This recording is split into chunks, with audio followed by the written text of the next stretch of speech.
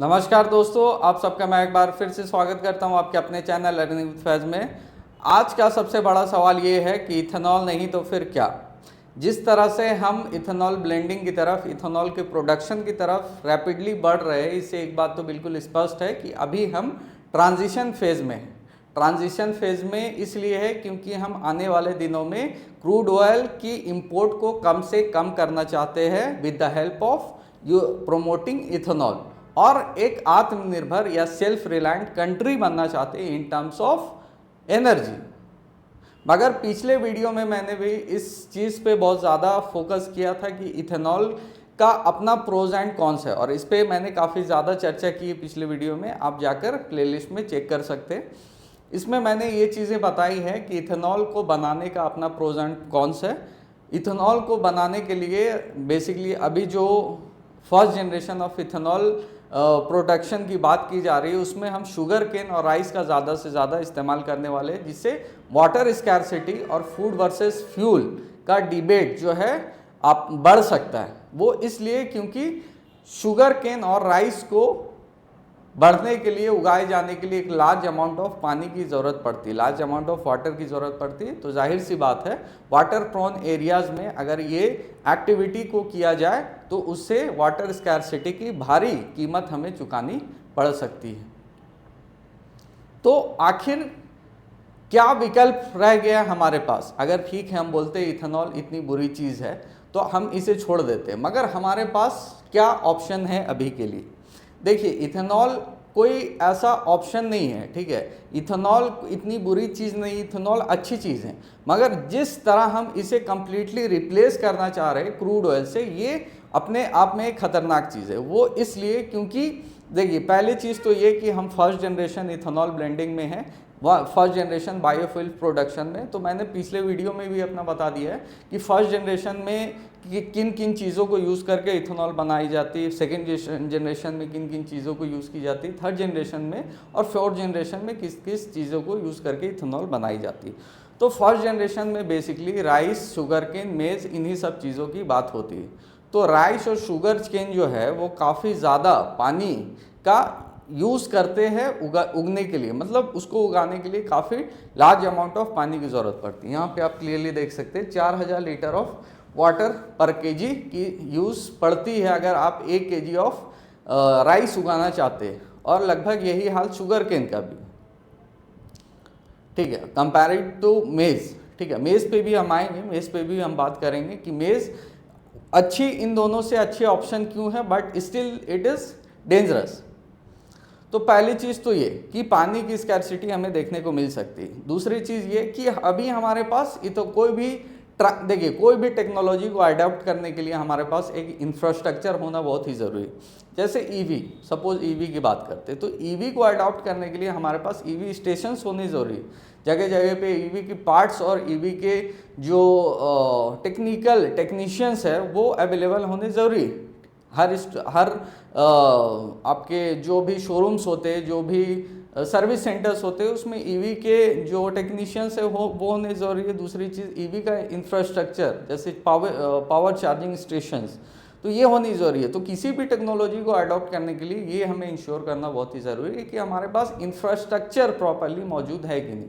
यही issue ethanol के साथ है। अभी इथेनॉल की हम बात करें E85 या E90 तक ले जाने की, आप एक चीज़, ये चीज़ आप दिमाग में रखिए कि इथेनॉल के लिए हमारी जो गाड़ी है वो नहीं बनी, ठीक है। E20 तक हमने ब्लेंडिंग कर दी है। अभी काफ़ी सारे व्हीकल्स ऐसे आ रहे हैं जो E20 ब्लेंडिंग को एक्सेप्ट कर रहे हैं, ठीक है। मतलब भले थोड़ी बहुत माइलेज उससे ड्रॉप हो रही है, बट स्टिल वो अडॉप्ट कर ले रहे हैं। मगर जो पुरानी गाड़ी है हमारे पास, ठीक है, तो उसमें इंजन्स में इम्पैक्ट पड़ रहा है। ये एक बिल्कुल भी सबसे बड़ा एक ट्रूथ है। जो पुरानी इंजन्स है, जैसे 2020 से पहले की जो मॉडल्स है कार्स की या बाइक्स की, तो उसमें इंजन में इफेक्ट पड़ रहा है और उसकी माइलेज भी ड्रॉप काफ़ी हो रही है, ठीक है। अगर हम फ्यूचर में देखते हैं E85, E60, E75 वॉटेवर, मतलब 85% हम इथेनॉल मिक्स करना चाह रहे हैं 1 लीटर ऑफ पेट्रोल या डीजल में, ठीक है। तो अब आप खुद सोचकर देखिए कि हमारे पास इथेनॉल ब्लेंडेड मोटर्स या इथेनॉल ब्लेंडेड इंजन्स होनी चाहिए या नहीं।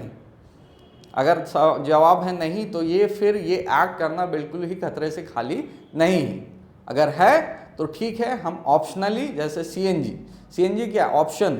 अब सीएनजी को हम ऐसा नहीं, हालांकि ऐसा पॉसिबल फॉर नाउ नहीं है कि पेट्रोल में हम ब्लेंड कर दें, ठीक है, बट वो अलग से है।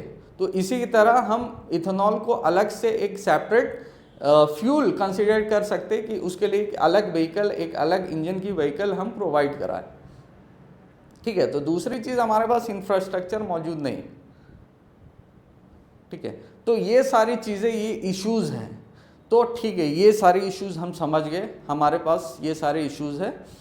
तो अब आप ये बताइए, अब आपका सवाल ये होगा कि आपके पास क्या जवाब है कि इथेनॉल नहीं तो फिर क्या, ठीक है। इथेनॉल अगर आप बोल रहे हैं कि ये सब चीज़ उतनी ज़्यादा कंपैटिबल नहीं है अभी के लिए, तो आप क्या विकल्प देते हैं। तो आज हम इसी मुद्दे को टैकल करने वाले, इसी मुद्दे पे चर्चा करने वाले हैं। सबसे पहली चीज़ तो ये कि 85% ऑफ क्रूड ऑयल हम इंपोर्ट करते हैं, ये आप सब जानते होंगे, ठीक है। और अगर इथेनॉल की बात की जाए तो ethanol is a very good composition of alternative. मतलब ये एक सिर्फ मात्र विकल्प नहीं है, ये कंपोजिशन ऑफ विकल्प है। मतलब कंपोजिशन मतलब काफ़ी सारे और विकल्प हमारे पास मौजूद हैं, और उन सबको मिलाकर हम एक अच्छा इन्वायरमेंट, एक सस्टेनेबल और एक बायो इन्वायरमेंट क्रिएट कर सकते हैं इन टर्म्स ऑफ एनर्जी, और हमारे जो क्रूड ऑयल की इंपोर्ट है कम कर सकते हैं उसे, ठीक है। तो पहली चीज़ तो ये कि ये एक बहुत ही अच्छी कॉम्पोजिशन ऑफ अल्टरनेटिव है। तो प्रॉब्लम्स क्या, कॉम्पोजिशन ऑफ अल्टरनेटिव्स का मतलब ये हुआ कि हमारे साथ पास और भी काफ़ी सारे विकल्प है। हम आगे इस वीडियो में देखेंगे कि हमारे साथ पास और भी काफ़ी सारे क्या क्या विकल्प है जिस पे हम काम कर सकते हैं आने वाले दिनों में। बट अभी के लिए हम ये देखते हैं कि एक्चुअल में क्या प्रॉब्लम्स है अगर हम इथेनॉल अप्रोच की तरफ जाते हैं तो, ठीक है। तो सबसे पहली चीज़ तो ये कि हाई वाटर रिक्वायरमेंट है। जैसा कि मैंने बताया कि राइस और फर्स्ट जनरेशन की बात की जाए जिसमें राइस और शुगर केन मेनली यूज़ होनी है, तो उसमें क्या है कि ज़्यादा अमाउंट ऑफ पानी यूज़ होता है, ठीक है। तो ज़्यादा अमाउंट ऑफ पानी का मतलब ये हुआ कि काफ़ी सारे एरियाज़ में हमें सूखा देखने को मिल सकता है। दूसरी बड़ी इश्यूज़ यहाँ पे ये है कि हम फोर्स कल्टीवेशन देख सकते हैं। फोर्स कल्टीवेशन मतलब ये है कि फार्मर्स को फोर्स की जाए कि आप ये पर्टिकुलर क्रॉप बढ़ाए, क्योंकि देखिए राइस और अगर शुगर केन से इथेनॉल बनानी है तो हमें इसका प्रोडक्शन भी बढ़ाना होगा। तो ये पूरा का पूरा प्रेशर सिस्टम की तरफ पास आएगा, तो सिस्टम प्रेशर देगी फार्मर्स को कि आप ज़्यादा से ज़्यादा इसे प्रमोट करें, ज़्यादा से ज़्यादा उगाइए। अब उसमें भले किसी भी तरीके से करें, आइदर सब्सिडीज़ प्रोवाइड करके करें या दूसरे तरीके से करें, मगर प्रेशर आनी है फार्मर्स के ऊपर। अब फार्मर्स के ऊपर अगर प्रेशर आई तो वो क्लियरली इसका मतलब ये हुआ कि फोर्सफुल कल्टीवेशन करेंगे, और सारे एरियाज़ के जो है वाटर की जो ग्राफ है, मतलब जितनी पानी वहाँ पे मौजूद है, सपोज़ हरियाणा में जितनी इरिगेशन फैसिलिटी और पानी मौजूद है वो सपोज़ झारखंड में मौजूद नहीं है, ठीक है, या जो झारखंड में मौजूद है वो बिहार में नहीं, या बिहार में है तो झारखंड में नहीं है। तो सारे एरियाज़ और रीजन्स के अपने अपने प्रोज एंड कॉन्स हैं। तो सपोज़ कि किसी ऐसे स्टेट में या किसी ऐसे रीजन में जहाँ पानी का मात्रा काफ़ी कम है, तो वहाँ पे अगर इस तरह की फोर्सफुल कल्टीवेशन देखने को हमें अगर मिलती है तो इसका सीधा का सीधा असर वहाँ के एरिया के वाटर स्कैरसिटी और वाटर सप्लाई पे पड़ने वाला है। पहली चीज़ तो ये। दूसरी चीज़ ये कि एक तरह से मोनोक्रॉपिंग ना करने की वजह से, एक तरह के क्रॉप बार बार उगाए जाने की वजह से वहाँ की मिट्टी का उपजाऊ का जो स्तर है वो काफ़ी कम हो सकता है, उसकी जो सॉइल की हेल्थ है वो काफ़ी डिग्रेड हो सकती है। इस पे फार्मर्स पे असर पड़ता है, फार्मर्स की इकॉनमी पे, फार्मर्स की फाइनेंस पे असर पड़ती है। तीसरी चीज़ ये कि अगर हम फोर्सफुली इस चीज़ को अगर करवाने की कोशिश करते तो फ्यूचर में शायद हमें फार्मर्स प्रोटेस्ट या इंडिगो रिवॉल्ट जैसी चीज़ें को देखने को मिल सकते हैं। इंडिगो रिवॉल्ट क्या था, वो बेसिकली 1859 to 600 में अपोज देखी गई थी। ब्रिटिशर्स ने फोर्सफुली फार्मर्स को ये बोला था कि आप इंडिगो का प्रोडक्शन करो, क्योंकि इंडिगो की जो डिमांड थी वो ग्लोबल मार्केट में काफ़ी बढ़ी हुई थी। तो इससे क्या हुआ, इंडिगो रिवॉल्ट हुआ। तो इसी तरह से अगर फोर्सफुली किसी भी चीज़ों को करने के लिए फोर्स किया जाए फार्मर्स को, तो ऑब्वियसली फार्मर्स प्रोटेस्ट जैसी चीज़ें हमें आने वाले दिनों में देखने को मिल सकती हैं। दूसरी चीज़ ये कि मैंने बोला था कि मेज़ it is a good alternative, of course it is a good alternative, but इसका मतलब ये नहीं है कि ये विकल्प में हमें जाना ही चाहिए, क्योंकि क्या है कि मेज़ जो है वो ज़्यादातर यूज़ होता है पोल्ट्री और लाइफ स्टॉक सेक्टर्स में, ठीक है। मतलब पोल्ट्री जो फार्म्स की चीज़ें होती हैं उन्हें फीड करने के लिए मेज़ की जो पदार्थ है उसे यूज़ किया जाता है। तो अगर इसे हम ज़्यादा से ज़्यादा यूज़ करते हैं, हालांकि ये कम पानी यूज़ करती है comparison to rice and sugar cane, but still अगर हम इस पे जाते, इस अप्रोच की तरफ जाते हैं, तो फ्यूचर में हमें फ्यूल वर्सेस फूड की डिबेट अगेन देखने को मिल सकती, ठीक है। Hidden fiscal subsidies, the difference between procurement cost and sale price is an implicit government subsidy. So जो डिफरेंस होती है प्रोक्यूरमेंट कॉस्ट और सेल प्राइस में, वो एक्चुअली गवर्नमेंट सब्सिडीज होती है। तो ये सारी चीज़ें इश्यूज देखने को मिल सकती है। ओवर कैपेसिटी स्टैंडर्ड एसेट्स, ठीक है। Future petrol excess capacity could lead to over under utilise plants, काफ़ी सारे अंडर प्लांट जो है अंडर यूटिलाइज रह सकते हैं। और जो फिफ्थ जो है व्हीकल कंपैटिबिलिटी की बात की मैंने, कि एक्चुअल में देखिए इथेनॉल क्या है, एक बायोफ्यूल है, ठीक है, एक फ्यूल है। तो पेट्रोल और डीजल क्या है, फ्यूल है, बट वो बायोफ्यूल नहीं है, ठीक है। पेट्रोल और diesel can be not considered as a biofuel, ठीक है। उसे अभी के लिए ये बोलना सही रहेगा कि बायोफ्यूल नहीं, हालांकि वो भी एक्चुअल में कहीं ना कहीं बायो की ही एलिमेंट से वो फ्यूल बनती है। तो सपोज वो दोनों फ्यूल है, ठीक है, अभी के लिए इतना समझते हैं दोनों फ्यूल है। तो हर फ्यूल की अपनी कैपेसिटी होती है, एनर्जी कैपेसिटी होती है, ठीक है, कि ये फ्यूल 1 लीटर में इतनी एनर्जी प्रोवाइड करेगा, ये फ्यूल 1 लीटर में इतनी एनर्जी प्रोवाइड करेगी। तो इथेनॉल जो है वो काफ़ी कम एनर्जी प्रोवाइड करती है as compare to the other fuel such as petrol और डीजल, ठीक है। तो उससे क्या होगा कि आपका माइलेज ड्रॉप होगा, ठीक है। माइलेज ड्रॉप हमने काफ़ी सारे चीज़ों में ये चीज़ देखी, अभी देख रहे हैं कि काफ़ी सारे लोग अपना माइलेज ड्रॉप का कंप्लेन लेकर आ रहे हैं। तो उससे क्या होगा, माइलेज ड्रॉप होगी, ठीक है। माइलेज ड्रॉप होने का क्या मतलब है, सपोज कि आप E20 पे अभी हम हैं, ठीक है। E20 आप इस तरह समझिए इसे, E20 पे अभी हम हैं, मतलब 20% इथेनॉल मिक्स करें हम हर 1 लीटर ऑफ पेट्रोल या डीजल में, ठीक है। अब E20 का मतलब ये हुआ, सपोज पहले 100% इथेनॉल जो है, सॉरी, पेट्रोल और डीजल जो हम इंपोर्ट करते थे, अब क्या हुआ कि 20% हमने इस पे मिक्स कर दिया। तो हम ऐसे देख रहे इसे कि 80% जो है अब वो इंपोर्ट जो है घट कर कितनी हो गई, 80%, मतलब 20% हमें कम इंपोर्ट करनी पड़ रही। ये तस्वीर हम अभी के लिए देख रहे हैं, मगर एक्चुअल में सिनेरियो क्या है मैं बताता हूँ आपको। देखिए, सपोज पहले आपकी गाड़ी माइलेज देती थी 10 किलोमीटर पर लीटर, बाकी आफ्टर इथेनॉल ब्लेंडिंग, सपोज हर केस में ऐसा नहीं हुआ है, बट कुछ कुछ केस में ऐसे चीज़ें देखने को मिल रही है, काफ़ी सारे पब्लिक ओपिनियंस, पब्लिक रिव्यूज़ आ रहे हैं जिसमें ये देखने को मिल रही है कि पुरानी गाड़ी, एक्चुअल जो असल में पुरानी गाड़ी है, जैसे 2020 से पहले की मॉडल या 2021 की मॉडल, तो उसमें क्या हो रही, वो E20 कंपैटिबल नहीं थी, उनकी इंजन्स जो है E20 कंपैटिबल नहीं है।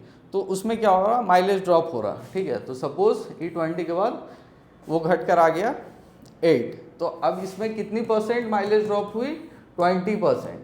तो 20% माइलेज ड्रॉप हुई, इसका मतलब 20% पेट्रोल या डीजल का कंजप्शन, E20 पेट्रोल या डीजल की कंजप्शन भी तो बढ़ी उस गाड़ी में। ये भी तो आप देखिए कि पहले जो है सपोज 1 लीटर में काम चल जाता था, 1.2 लीटर रिक्वायर्ड होती, तो 0.2 लीटर की जो खपत है वो उस गाड़ी में बढ़ गई। तो एक्चुअल में देखा जाए तो माइलेज ड्रॉप हो जाने की वजह से एक्चुअल में इंपोर्ट में बहुत ज़्यादा डिफरेंस देखने को हमें हो सकता है ना मिले, ठीक है। तो इसका मतलब यही हुआ कि व्हीकल कंपैटिबिलिटी, ठीक है। तो मैंने सारा सिनेरियो आपको समझा दिया कि एक्चुअल में क्या क्या इश्यूज होते, ठीक है। Now what India must keep in mind. अब क्या ऑल्टरनेटिव्स हैं, हम इस पे देख लेते, इस पे चर्चा कर लेते कि एक्चुअल में ठीक है आप बोल रहे हो कि इथेनॉल इतनी बुरी चीज़ है, ठीक है हम उसे हटा देते तो आपके पास क्या ऑल्टरनेटिव बच जाती अगर हम सस्टेन और सेल्फ रिलायंट बनना चाहते हैं इन टर्म्स ऑफ एनर्जी। तो पहली चीज़ तो ये 2G इथेनॉल, मैंने जनरेशन ऑफ इथेनॉल पे पिछले वीडियो में डिस्कशन डिटेल में की हुई है। फर्स्ट जनरेशन ऑफ इथेनॉल जो है बेसिकली राइस, शुगर केन या मेज से फ्यूल, बायोफ्यूल जो कि इथेनॉल है बनाने की बात करता है। सेकेंड जनरेशन जो है वो एग्रीकल्चर रेसिड्यूज़, एग्रीकल्चर रेसिड्यूज़ का मतलब ये हुआ जो फसल हम काट देते या फिर एग्रीकल्चर का जो भी, जैसे धान से जो भी राइस हटाने के बाद जो भी उसके रेसिड्यूज़ बच जाते जो नॉन एडेबल होते हैं उन्हें एक्चुअल में यूज़ किया जाए इथेनॉल बनाने के लिए, ये बात करते हैं हम second generation of ethanol production. ठीक है, प्रोड्यूस फ्रॉम एग्रीकल्चर रेसिड्यू, जैसे पैडी का स्ट्रॉ हो गया, वेट के स्ट्रॉ या बैग गैसेस हो गए, इस तरह की चीज़ें जो जनरली किसान फेंक दिया करते या जला दिया करते, उसे यूज़ किया जाए इथेनॉल बनाने के लिए। थर्ड जनरेशन में क्या था, एल्गे, जो काई, ठीक है, जो पानी के ऊपर आप काफ़ी सारे पॉन्ड के ऊपर देखे होंगे जो ग्रीन स्टफ होती है वो एल्गे होती है, तो उसे भी हम यूज़ कर सकते हैं इथेनॉल बनाने के लिए। और वो एक्चुअली में 10x मतलब ये हुआ कि 10 गुना ज़्यादा इफेक्टफुल है और 10 गुना ज़्यादा वो प्रोडक्शन करेगी इथेनॉल की एज़ कम्पेयर टू लैंड का जो भी हम ये सब चीज़ें देख रहे हैं। फर्स्ट जनरेशन और सेकेंड जनरेशन के कंपैरिजन में थर्ड जनरेशन में क्या होगा, 10x मोर फ्यूल प्रोड्यूस की हम कर पाएंगे, मगर उसका इंफ्रास्ट्रक्चर हमें अभी डेवलप करना होगा, R&D हमें उस पर इन्वेस्ट करनी होगी। ठीक है, तो second generation third generation actual में बहुत ही अच्छी अल्टरनेटिव है। 2G के साथ आप 3G भी इस पर इंक्लूड कर दीजिए, मगर अभी अगर लैंड रेसिड्यूज़ की बात की जाए, लैंड क्रॉप्स की बात की जाए, तो 2G ethanol is a best alternative because it uses agriculture residues. दूसरी कंप्रेस्ड बायोगैसेस, ये प्रोड्यूस की जाती है किनसे, municipal solid waste and agri residues. ठीक है, and it support circular economy by converting waste into biofuel into fuel suitable for buses, trucks, tractors and commercial vehicles. ठीक है, बड़े जो कमर्शियल व्हीकल्स है उसके लिए बहुत ही सूटेबल चीज़ है।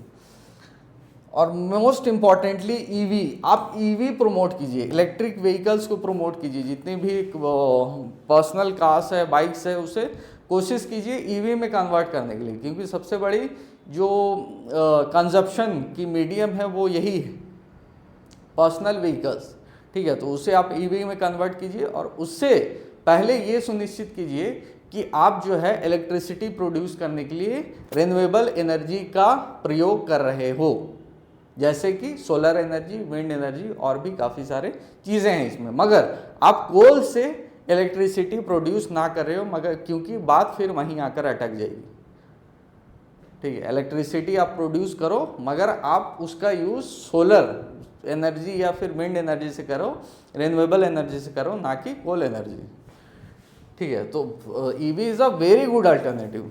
Now green hydrogen, green hydrogen क्या है, इलेक्ट्रोलिसिस के फॉर्मूले से बेसिकली H2 और O का हाइड्रोजन और ऑक्सीजन का एलिमेंट अलग करना है पानी से। ठीक है, it is suitable for heavy trucks, shipping and industrial application, still at pilot stage. It is also a good initiative green hydrogen, हालांकि अभी it is on the pilot stage.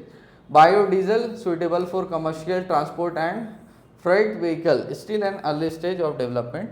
और public transport and rail electrification, rail electrification तो हमने देख ही लिया है। Provides the largest long term reduction in fossil fuel. ठीक है, मतलब जितनी भी पब्लिक ट्रांसपोर्ट है उसे बेसिकली रिन्यूएबल एनर्जी या फिर इलेक्ट्रिक के थ्रू चलाए, आप ईवी के थ्रू चलाए, बेसिकली इस तरह के ट्रांजिशन की बात की जा रही है। तो ये देख सकते हैं आप कि काफ़ी सारे अल्टरनेटिव मौजूद हैं हमारे पास, तो बजाय कि किन्हीं एक को चुने, आप सबको साथ लेकर चले। That is the answer of this question कि if not ethanol then what, अगर इथेनॉल नहीं तो क्या। इसका सीधा जवाब ये है कि आप सारे चीज़ों को साथ लेकर चलें। India must keep in mind, what India must keep in mind, क्या क्या चीज़ें हैं।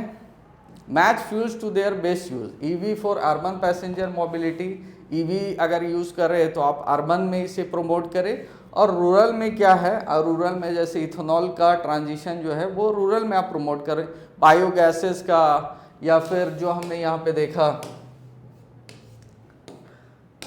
कंप्रेस्ड बायोगैसेस का यूज़, तो वो हम बेसिकली रूरल इंडिया में कर सकते हैं। Regional planning, expand ethanol mainly in states with favourable agro climatic conditions, ठीक है, इथेनॉल को वहाँ प्रमोट कीजिए जहाँ पे उसकी फेवरेबल कंडीशंस मौजूद है, जहाँ पानी का स्तर काफ़ी ज़्यादा है और वहाँ वाटर स्कैर्सिटी जैसी चीज़ें शायद देखने को हमें ना मिले, ठीक है। Measurement full life cycle emissions, evaluate emissions beyond the vehicle tailpipe, align capacity with demand, avoid excessive investment, मतलब कैपेसिटी विद डिमांड, कैपेसिटी और डिमांड को अलाइन रखें ताकि एक्सेसिव इन्वेस्टमेंट जैसी चीज़ें देखने को ना मिले, and better use of public funds. यहाँ पे देखिए आंसर इसका क्लियर दी हुई है।